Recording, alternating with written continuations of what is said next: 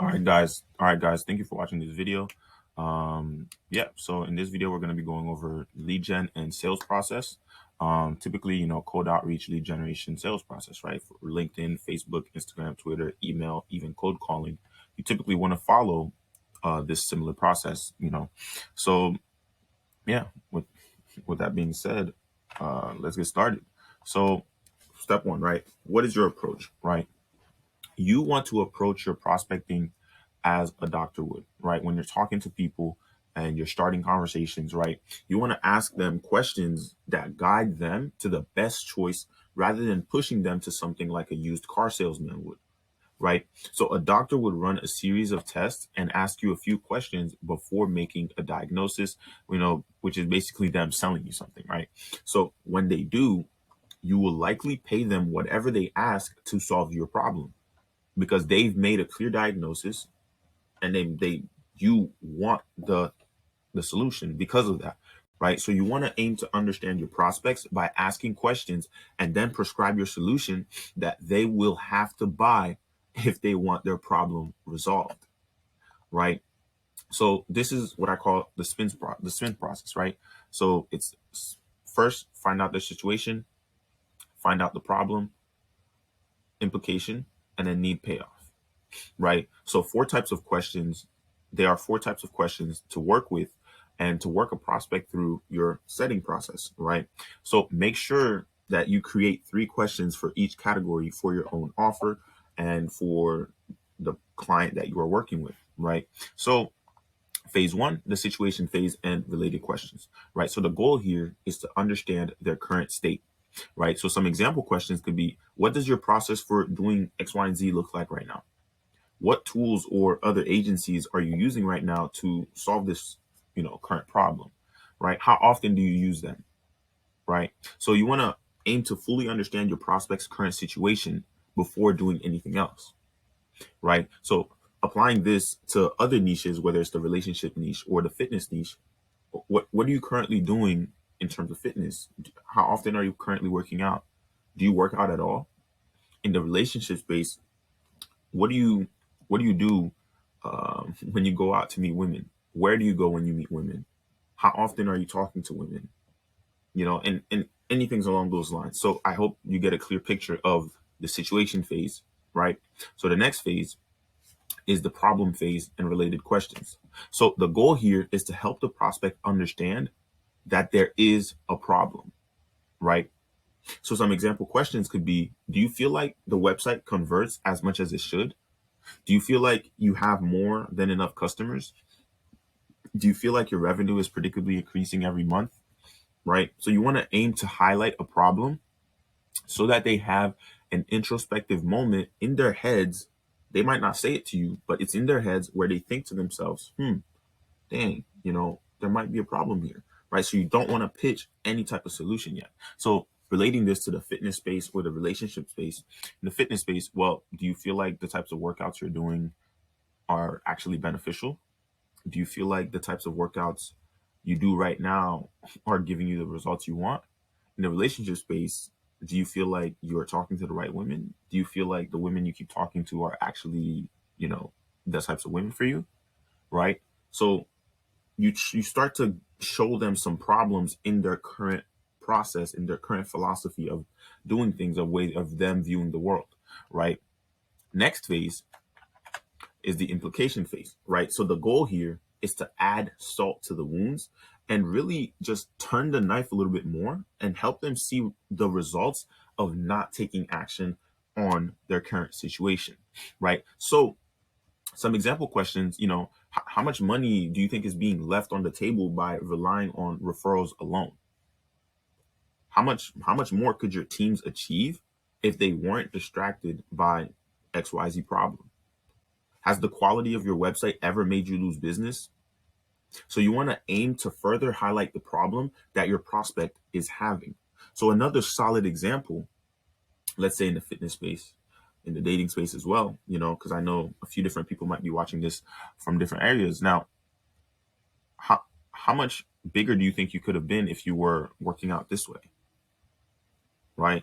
How, how much more time do you think you could have been spending you know, looking good if you ran a little bit more or you started doing these types of workouts, right? So you want to make them feel bad about the way they've been doing things so that they want some sort of solution, right? In the relationship space, well, dude, what if you, instead of going to nightclubs, you went to the library? Do you think you would have found a higher quality woman? What if instead of drinking, you went and did something different and now you're meeting these types of women and doing these types of things with them? Do you think you would have been much happier? Right. So you want to ask types of these questions is you want to make them feel bad about their current situation because of the way they've been doing things. Right. So you want them to see and seek and want a new solution. Right. So you want to further highlight the problem that your prospect is having. And then the last phase 4, is the need to pay off and related questions, right? So the goal here is to shine a light on what the final result could be. So some examples, questions, right? Would it help if your lead generation was outsourced and you just focused on closing? Do you think making your website faster will improve your brand reputation? Do you think getting more visitors on your website would be beneficial for your business? Would that be valuable to your team? Right? So now you're framing this as a way, like you're shining light on what the final result could be, but you're also guiding them to whatever service you're offering, right? So in the fitness space, well, dude, would it help if, you know, if you knew how to do, you know, 30-minute workouts a day in your office that would result to you losing weight in just a few months? Well, dude, would it help if you know, if you were able to feel better when you woke up in the morning instead of feeling all tired and sloggy? Well, would it help if, you actually wanted to work out instead of, hating working out, right? In the dating space, it could be something like, well, do you think if you knew how to talk to a girl at the library compared to a girl at the nightclub, you'd be more comfortable going to the library to meet girls? Well, do you think, do you think if you actually knew what to say to a girl to get her to feel attraction towards you, do you think that would help you attract more girls? Right. So it's things like that that make it much more appealing, and it gets them to actually want to hop on a call with you because you're looking for problems, right? Which is phase 1. You understand their current situation. You help them see there's a problem in the current way of doing things, in their current way of doing things.